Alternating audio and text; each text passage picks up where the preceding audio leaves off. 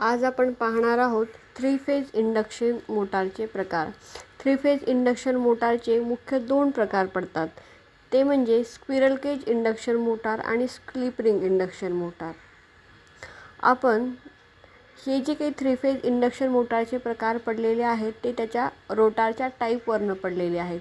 आपण मागे पाहिलेलंच होतं की रोटारचे दोन प्रकार, ते म्हणजे स्क्विरल केज रोटार आणि स्लिप रिंग रोटार. त्यामध्ये स्क्विरल केज रोटारचेही आपण दोन प्रकार पाहिलेले होते, तो म्हणजे सिंगल स्क्विरल केज रोटार आणि दुसरा आहे डबल स्क्विरल केज रोटार. त्यानुसारच स्क्विरल केज इंडक्शन मोटारचे सुद्धा दोन प्रकार आहेत, तो म्हणजे number 1 single squirrel cage induction motor. आता single squirrel cage induction motor काय असतो हे आपण पाहूया. या मोटारचा जो काही स्टेटर असतो तो इतर सर्वसाधारण इंडक्शन मोटारच्या स्टेटरसारखाच असतो, मात्र रोटार हा सिंगल स्क्विरल केज प्रकारचा असतो. जसं की स्टेटरमध्ये थ्री फेज वाइंडिंग करून स्टार अथवा डेल्टा कनेक्शन केलेले असते. या वाइंडिंगचे जर स्टार कनेक्शन केलेले असतील तर 3 टोक व डेल्टा कनेक्शन केलेले असतील तर 6 टोक हे टर्मिनल बॉक्समध्ये आणलेले असतात.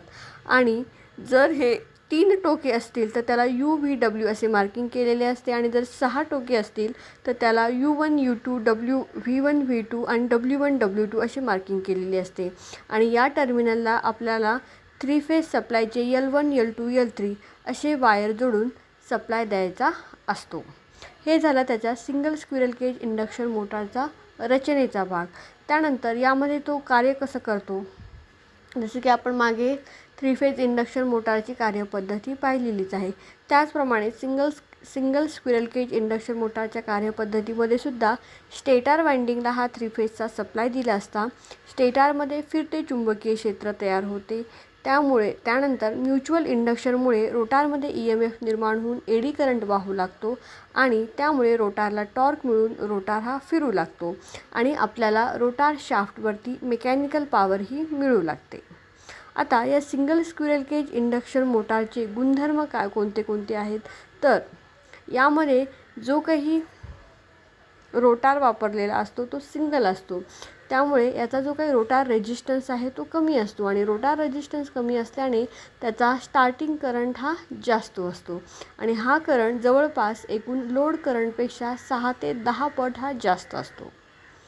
तुम्हाला माहितीच आहे की स्टार्टिंग टॉर्क हा रोटार रेजिस्टन्सच्या समप्रमाणामध्ये असतो, आणि या सिंगल स्क्विरल केज इंडक्शन मोटारमध्ये रोटार रेजिस्टन्स हा कमी असल्याने त्याचा स्टार्टिंग टॉर्कसुद्धा कमी असतो.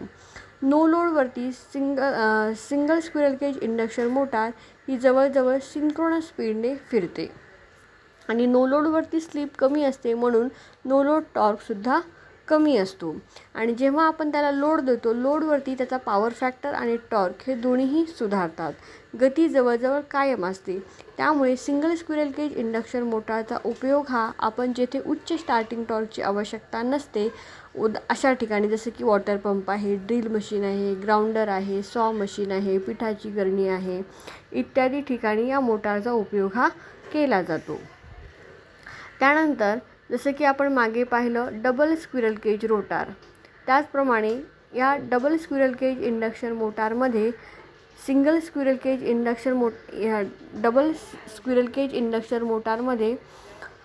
डबल स्क्विरल केज रोटार हा वापरलेला असतो, आणि या मोटारचा जो काही स्टेटर असतो तो सिंगल केज इंडक्शन मोटारच्या स्टेटरसारखाच असतो, आणि रोटार हा डबल स्क्विरल केज प्रकारचा असतो. आता यामध्ये जी काही कार्यपद्धत आहे यामध्ये सुद्धा सर्वप्रथम स्टेटर वाइंडिंगला थ्री फेजचा सप्लाय मिळतो, तेव्हा स्टेटर फ्लक्स हे फक्त, आता यामध्ये बघा डबल स्क्विरल केज इंडक्शन मोटारमध्ये 2 रोटार असतात, एक असते आतील रोटार आणि दुसरा असतो बाहेरील रोटार. त्यामुळे जेव्हा या स्टेटर वाइंडिंगला थ्री फेजचा सप्लाय दिला असतो तेव्हा जे काही त्याचे स्टेटर फ्लक्स आहे ते सर्वप्रथम रोटारच्या वरच्या कंडक्टरकडून कापल्या जातात, आणि त्यामुळे रोटारला टॉर्क मिळून रोटार हा फिरू लागतो. आणि वरच्या केजच्या वाइंडिंगचा रेजिस्टन्स हा जास्त असल्याने आपल्याला चांगल्या प्रकारचा स्टार्टिंग टॉर्क हा मिळून रोटारही फिरू लागतो. नंतर जेव्हा मोटार ही गतीमध्ये येतो त्यावेळेस स्टेटर फ्लक्स या रोटारच्या खालच्या केज वाइंडिंगपर्यंत जाऊन कापल्या जातात आणि खालच्या केज वाइंडिंगचा रेजिस्टन्स हा कमी असल्याने रोटार करंट हा वाढतो आणि रोटारला रनिंग टॉर्क ही जास्त मिळून रोटार ही फिरू लागतो. जसे की आता आपण हे single squirrel cage induction motor आणि double squirrel cage induction motor हे पाहिलेलो आहे. तर याच्या गुणधर्मानुसार आपल्याला काय लक्षात येतं, डबल स्क्विरल केज इंडक्शन मोटारच्या गुणधर्मामध्ये आपल्याला असं दिसत आहे की सिंगल स्क्विरल केज इंडक्शन मोटारपेक्षा या डबल स्क्विरल केज इंडक्शन मोटारचा स्टार्टिंग करंट हा कमी घेते. स्टार्टिंग आणि रनिंग दोन्ही टॉर्क आपल्याला येथे चांगले मिळतात. पॉवर फॅक्टर चांगला असतो, गती जवळजवळ कायम असते. त्यामुळे डबल स्क्विरल केज इंडक्शन मोटारचा उपयोग हा ज्या ठिकाणी चांगल्या स्टार्टिंग टॉर्कची आवश्यकता असते, उदाहरणार्थ क्रेन आहे, पंचिंग मशीन आहे, प्रेस मशीन आहे, रोलिंग मिल आहे इत्यादी ठिकाणी या डबल स्क्विरल केज इंडक्शन मोटारचा उपयोग हा केला जातो. त्यानंतर कोणत्याही इंडक्शन मोटारची फिरण्याची दिशा जर बदलायची असेल तर काय करायचं असतं, तर त्या मोटारला दिलेल्या सप्लायचा फेज सिक्वेन्स हा बदलावा लागतो. आता आपण पाहूया या स्क्विरल केज इंडक्शन मोटारचे स्पीड, टॉर्क आणि स्लिपचे गुणधर्म हे काय आहेत. आणि हे जे काही स्क्विरल केज इंडक्शन मोटारचा स्पीड, टॉर्क आणि स्पीड, टॉर्क आणि स्लिप याच्या गुणधर्माचा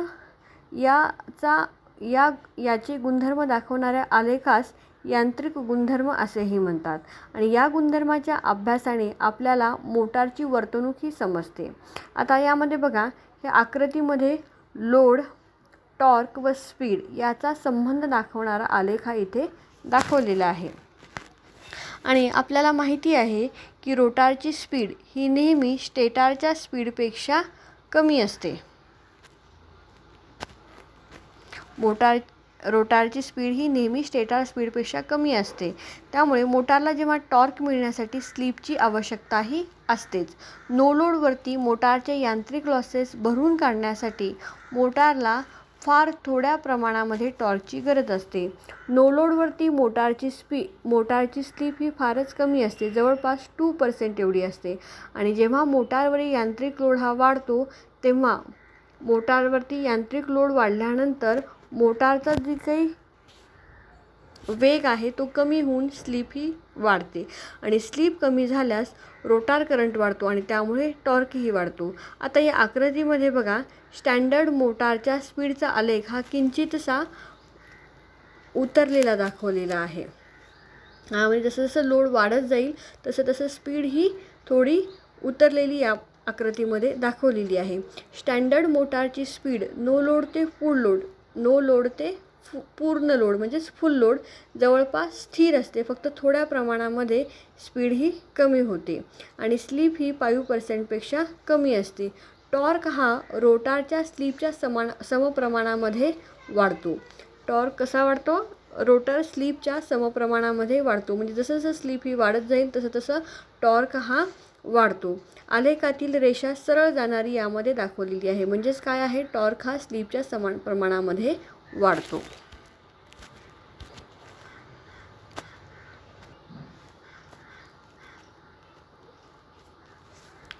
आता टॉर्क, स्लिप, रोटार रेजिस्टन्स आणि रोटार रिॲक्टन्सचा संबंध दाखवणारा ग्राफ येथे दाखवलेला आहे. यामध्ये स्क्विरल केज रोटारचा रेजिस्टन्स हा स्थिर असतो.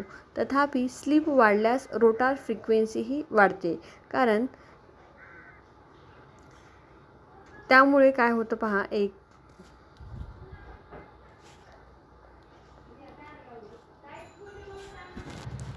आणि स्लिप वाढल्यानंतर रोटार फ्रिक्वेन्सी वाढते आणि त्यामुळे रोटारचा रिॲक्टन्सही वाढतो. कारण रोटारचा रिॲक्टन्स हा स्लिपवरती अवलंबून असतो. रोटार रिॲक्टन्सचा फॉर्म्युला असतो 2πfL. म्हणजेच फ्रिक्वेन्सी वाढल्यानंतर रोटार रिॲक्टन्सही वाढतो. टॉर्क हा रोटारच्या रेजिस्टन्सच्या समप्रमाणामध्ये अर्थात रोटारच्या इम्पिडन्सच्या व्यस्त प्रमाणामध्ये असतो. मोटारची स्लिप जेव्हा 10 ते 25% असेल तेव्हा मोटारचा टॉर्क हा जास्तीत जास्त असतो. जेव्हा मोटारची स्लिप ही 10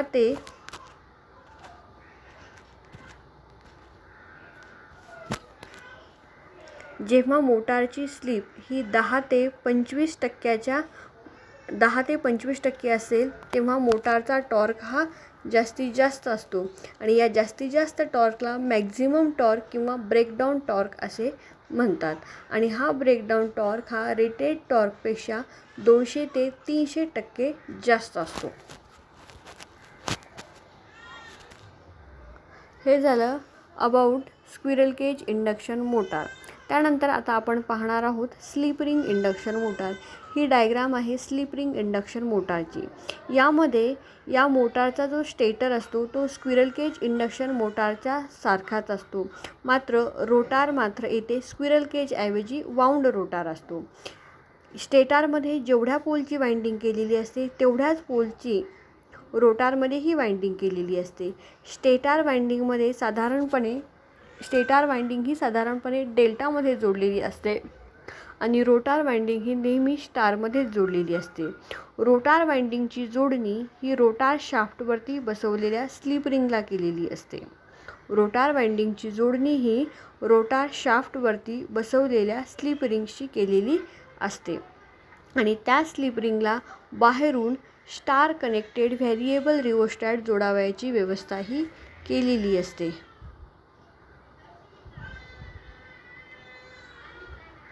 यामध्ये पहा, जो काही स्लिप रिंग इंडक्शन मोटार आहे या स्लिप रिंग इंडक्शन मोटारमध्ये जो काही रोटार असतो तो वाऊंड रोटार असतो आणि या रोटार वाइंडिंगची जोडणी ही रोटार शाफ्टवरती बसवलेल्या स्लिप रिंगला केलेली असते आणि त्या स्लिप रिंगला बाहेरून स्टार कनेक्टेड व्हेरिएबल रिओस्टॅट जोडावयाची व्यवस्था केलेली असते. हे बघा, इथे बाहेरून जोडलेले रेजिस्टन्स हे स्टार कनेक्टेड आहेत. स्टार कनेक्टेड एक्सटर्नल रेजिस्टन्स म्हणजेच त्या स्लिप रिंगला बाहेरून स्टार कनेक्टेड व्हेरिएबल रिओस्टॅट जोडावयाची व्यवस्थाही केलेली असते. मोटार चालू करतेवेळी स्टार कनेक्टेड व्हेरिएबल रिओस्टॅट हे पूर्णपणे रोटार सर्किटमध्येच ठेवून स्टेटार वाइंडिंगला सप्लाय हा द्यावयाचा असतो. ही गोष्ट खूप महत्त्वाची आहे. पहा, यामध्ये काय सांगितलेलं आहे, स्लिप रिंग इंडक्शन मोटार चालू करतेवेळी हा जो काही आपण बाहेरून कनेक्ट केलेला स्टार कनेक्टेड व्हेरिएबल रिओस्टॅट आहे तो पूर्णपणे रोटार सर्किटमध्येच ठेवून स्टेटार वाइंडिंगला सप्लाय हा द्यावयाचा असतो. हा झाला त्याचा कन्स्ट्रक्शनचा पार्ट. त्यानंतर ह्या स्लिप रिंग इंडक्शन मोटारची कार्यपद्धत काय सांगते पहा. यामध्ये जेव्हा इतर इंडक्शन मोटारप्रमाणेच जेव्हा आपण स्टेटार वाइंडिंगला 3 फेजचा सप्लाय दिला असता, सुरुवातीस रोटार सर्किटचा रेझिस्टन्स जास्त असल्याने मोटारचा स्टार्टिंग करंट हा कमी घेते. सुरुवातीस रोटार सर्किटचा रेझिस्टन्स का जास्त असतो? कारण रोटारचा रेझिस्टन्स प्लस सुरुवातीस यामध्ये आपण स्टार कनेक्टेड एक्सटर्नल रेझिस्टन्स हे जे काही बाहेरून आपण जोडलेले आहेत त्यामुळे ते बाहेरून जोडलेले व्हेरिएबल रिओस्टॅट हे रोटार सर्किटमध्येच असतात. त्यामुळे सुरुवातीचा जो काही रोटार रेझिस्टन्स असतो तो जास्त असतो. त्यामुळे रोटार रेझिस्टन्स जास्त असल्यामुळे मोटारचा स्टार्टिंग करंट हा कमी असतो आणि तुम्हाला माहितीच आहे की मोटारचा टॉर्क हा कशावरती अवलंबून असतो? रोटार रेझिस्टन्सवरती अवलंबून असतो. त्यामुळे सुरुवातीस जेव्हा मोटारचा रेझिस्टन्स हा जास्त असेल तेव्हा स्टार्टिंग करंट ही मोटार कमी घेते आणि मोटारचा स्टार्टिंग टॉर्क हा वाढतो, कारण स्टार्टिंग टॉर्क हा रोटार रेझिस्टन्सच्या समप्रमाणामध्ये असतो. आता मोटारचा स्टार्टिंग टॉर्क वाढून जेव्हा मोटार ही चालू होते त्यावेळीस जेव्हा मोटार ही वेगात येऊ लागते तेव्हा हळूहळू रोटार रेझिस्टन्स जो काही आपण बाहेरून कनेक्ट केलेला रोटार रेझिस्टन्स आहे तो कमी करावा लागतो आणि मोटार जेव्हा पूर्ण वेगात आली असता व्हेरिएबल रिओस्टॅटच्या हँडलमार्फत रोटार वाइंडिंग ही शॉर्ट करावी लागते. म्हणजेच फक्त सुरुवातीस बाहेरील रेझिस्टन्स हा रोटार सर्किटमध्ये असल्याने सुरुवातीस रोटार रेझिस्टन्स हा जास्त असतो आणि नंतर रनिंगमध्ये रोटार ही स्क्विरल केज रोटारसारखा शॉर्ट सर्किटेड असल्याने मोटार स्क्विरल केज मोटारसारखी कार्य करू लागते. आता याच्या रचनेवरून आणि कार्यपद्धतीवरून आपण याची गुणधर्म काय सांगू शकतो की नंबर 1 गुणधर्म आपण त्याचा असं सांगू शकतो की याचा स्टार्टिंग टॉर्क हा उच्च प्रतीचा असतो. स्टार्टिंग टॉर्क उच्च प्रतीचा का असतो? कारण यामध्ये रोटार रेझिस्टन्स प्लस बाहेरून कनेक्ट केलेले स्टार कनेक्टेड व्हेरिएबल रेझिस्टर्स असतो. त्यामुळे रोटार रेझिस्टन्स हा जास्त असल्याने स्टार्टिंग टॉर्क हा उच्च प्रतीचा असतो. त्यानंतर रेझिस्टन्स जास्त असल्यामुळे स्टार्टिंग करंट ह्याचा कमी असतो. पॉवर फॅक्टर चांगला असतो. लोडवरती गती कमी घेते. रोटार सर्किट बाहेरून रोटार सर्किटमध्ये बाहेरून रेजिस्टन्स जोडून साधारणपणे 5% याच्या गतीमध्ये मोटारच्या गतीमध्ये बदल करता येतो. स्प्लिट रिंगवरती स्पार्किंगची शक्यता असते. रोटारमध्ये जे काही I²R पॉवर लॉसेस वाढल्यामुळे कार्यक्षमताही याची कमी असते. किमतीने स्लिप रिंग इंडक्शन मोटार ही स्क्विरल केज मोटारपेक्षा महाग असते. चालू करण्यासाठी सुद्धा स्लिप रिंग इंडक्शन मोटार ही स्क्विरल केज मोटारपेक्षा किचकट असते. रचना ही याची स्क्विरल केज मोटारपेक्षा किचकट असते. आता या सर्व गुणधर्मावरून या स्लिप रिंग इंडक्शन मोटारचा उपयोग हा ज्या ठिकाणी उच्च स्टार्टिंग टॉर्कची आवश्यकता असते अशा ठिकाणी, जसं की क्रेन आहे, हॉइस्ट आहे, टेक्सटाईल मिलमध्ये अनेक शाफ्ट एकत्र चालवण्यासाठी shearing machine, planar, lift, rolling mill, punching machine इत्यादी ठिकाणी या स्लिप रिंग इंडक्शन मोटारचा उपयोग हा केला जातो. अशा प्रकारे आपण इथे पाहिलेलो आहोत स्क्विरल केज इंडक्शन मोटार आणि स्लिप रिंग इंडक्शन मोटार असे 3 फेज इंडक्शन मोटारचे 2 प्रकार.